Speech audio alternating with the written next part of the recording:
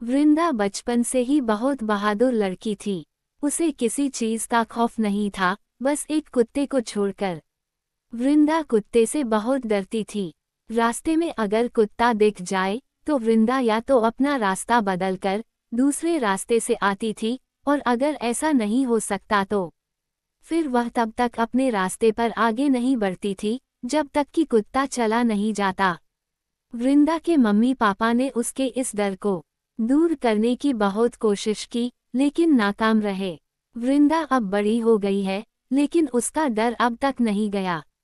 अब तो वृंदा के कॉलेज की पढ़ाई पूरी हो गई और एक अच्छी कंपनी में जॉब भी लग गई। वृंदा अपनी जॉब से बहुत खुश थी।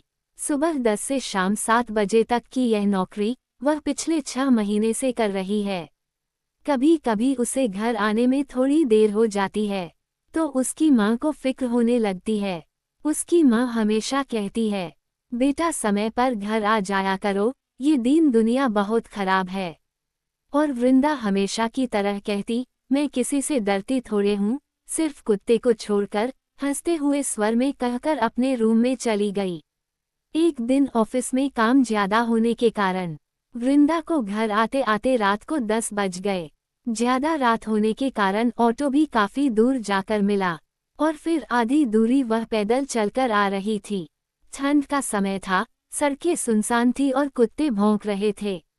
कुत्ते की आवाज सुनकर वह बहुत घबरा गई। वह डरती डरती आगे बढ़ती रही, क्योंकि रात ज्यादा हो गई थी।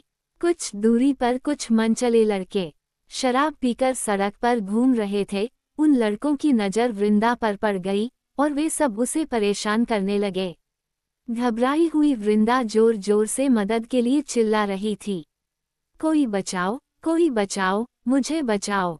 उसकी आवाज सुन कुत्तों का झुंड वहां आ गया और मनचलों को काटने लगा। अब मनचलों की जान पर बन आई और वे अपनी जान बचाने के लिए वहां से भाग गए।